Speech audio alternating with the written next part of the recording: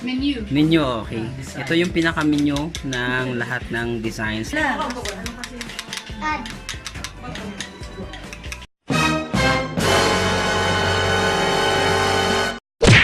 Hi guys! Sa mga oras na to, nandito na kami ngayon sa aming tinatawag na homestay. Kasi yung group tour namin, meron kaming 2 days and 1 night. So galing kaming Maynila kanina, dumating kami dito ng mga alas 4 yata. Meron kayong mga talagang taga rito na mga guide. So yung mga guide namin guys, meron na silang naka-reserve dito na homestay. So, mamaya ipapakita ko sa inyo yung loob ng homestay namin. Tsaka yung mga nagtatato. Yung mga kasama ko nandun na sa baba. Tinatatoan na sila. Dati talaga, sila, 3 lang yung nagtatato dito. Kaya lang, dumami na yung mga tourist na nagpupunta dito. Kaya marami kang option kung talagang si Apo Wangud ang magtatato sa'yo. Minsan, napapagod na rin siya sa kakatato. Ang ginagawa yung 3 dots na signature na lang niya. Pero yung kung gusto mo ng mga tattoo na talagang napaka-detailed tsaka marami, meron silang mga tattoo artist na pumupunta dito at sila na magtatattoo sa'yo. So bibigyan nila kayo ng menu ng lahat ng mga tattoo at kayong pipili. Bawat tattoo ay may kanya-kanyang presyo. Ngayon medyo madilim na, itutour ko kayo dito sa homestay namin. Okay, magkano ba yung binabayaran natin? 300 per head. So, binabayaran dito is 300 per head per night. So, ito yung meron kayong kama. Doon kung merong couple, so exclusive kayo doon. Dito ako matutulog naman. Ito yung gamit ko. So, maganda dito sa mga homestay guys. Maganda siya kahit wala siyang aircon, pero malamig pa rin kasi nga nandito tayo sa tuktok ng bundok. So, makikita nyo dito, ayan oh. Ayan oh, pa siya. Naghahamog pa siya guys, ayan. So ibig sabihin malamig na malamig talaga tong lugar na to. Mga kasama ko pala guys, si Nico. Vlogging here. Ito yung parang pinaka, ano ba ang tawag nito? Menu, okay. Ito yung pinaka menu ng lahat ng designs na ano. No, pag gusto mo ng sun, so iba-iba ang iba-iba ang sizes, iba-ibang presyo. Lalo na pag maraming shade, ito pag shading, mataas din ang presyo nito. So ang ibig sabihin ng ganitong tattoo ay sun, ito naman ang moon, full moon, half moon. Tapos pag traveler ka, ito yung mga dalawang options na pwede mong i-tattoo. So itong kasama namin since gusto niya he is a traveler, so yan ang pinatattoo niya. Ayan, malapit na matapos, parang ano na yan finishing touch. Okay?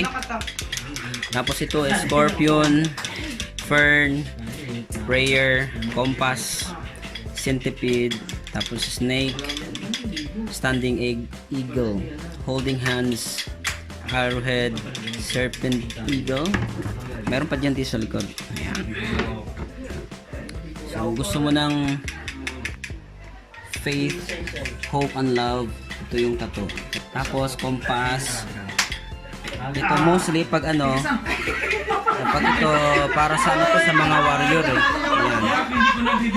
Tapos arrow, tapos ito yung tattoo ng simbolo ng aso, dog.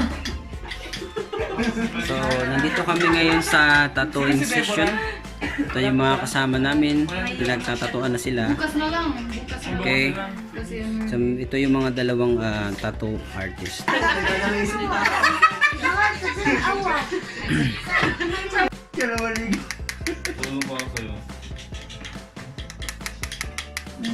Kahit Pinay, basta maganda yung Mahila. Jugom. Mga babae sila guys. Ano pangalan niya te? Ito si Joanne, tattoo artist, 12 years old. Ito naman si Jonah. Ilang taon ka na, Jonah? Ay, Lalin. Lalaine pala. Yes mo. 12 years old. Thank you. 5 years ago. 21. 21 years old na siya. So, malayo pa ang mararating ng mga tattoo artist na to. Sa tattoo na to, magkano ang hinihinging sa'yo? 800. 800. Yes. Okay. So, ilang minuto lang? Siguro, halos mag-isang oras. So ganito guys, ganitong effort na ginawa ng mga tattoo artist natin 800 for your information. Okay? Thank you.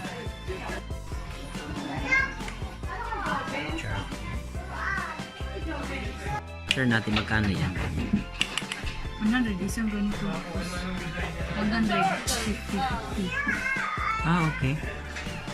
So, pwede po 100. 1, 2, 3, 4, 5, 6. 600 plus 50, 700 lahat. Ito siya.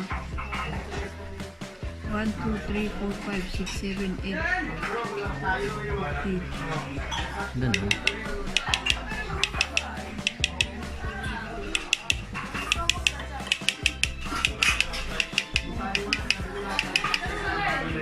A few moments later. Hindi ko ano yun. Sa kanya.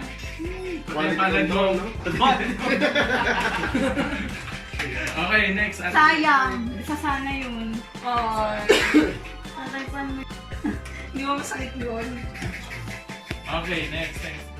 I'm Faith. Faith from Baguio City, pero currently nagsistay sa Paranaque. Tagal na ako sa Manila. 5 years. 5 years ako nagsistay sa Manila. Isa sa pinakamatanda sa dito. I'm 27 na. Ay. Mga ba lang 22, te? Ah. 5 years. 20 kayo. 20. Huwag ka na, baka magbugas siya nung libo ko ka. Bumara na naman. Nagkawang-gawa, kaso nagbara. Mas sumakit sa ulo, no? Ginalang ni Kuya. Magaling naman nun si Kenny. Wala na akong lalakas. Wala tiyak ay. Kapit magdamay, mag-inuman. So, hindi ko manimay. Ano po ba yung level ng ingay, Kuya? Pwede ba na? Kasi di na ako actually sa photography, pero tamad ako mag-upload. Hindi ako mag-picture, hanggang hard drive lang. Status, kasama ko jowa. 5 months na kami. Ay, nagkamali! Patay! Baka iba yun. Baka iba yun. Iba yun. Sino makatabi namin mamaya? Mamaya papahiga ko yung mamay nila. Update mo kayo ah. Ano pa ba yun?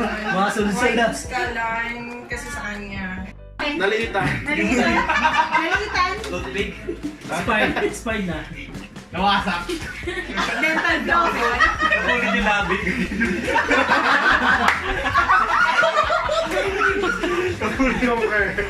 Alam mo yung last ko? Tumagal kami ng mga 3 months lang.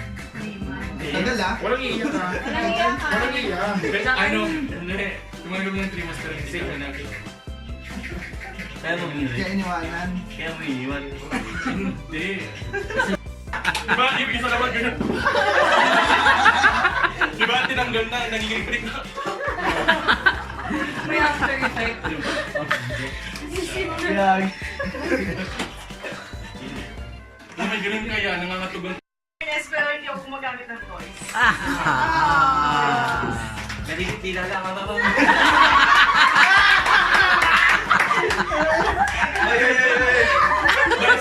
Nice one. Sabi ko bakit? Dito sa DJ, yung lalaki nag-chat sa akin. Sir, kung sasabihin na sama ko, ay surprise ko siya. Ay, dapat mukhang may engagement mo. Kaya gano'n, hindi ka kasama. Wala pa yan sa memory card. Okay, nag-break. Lapit lang ah.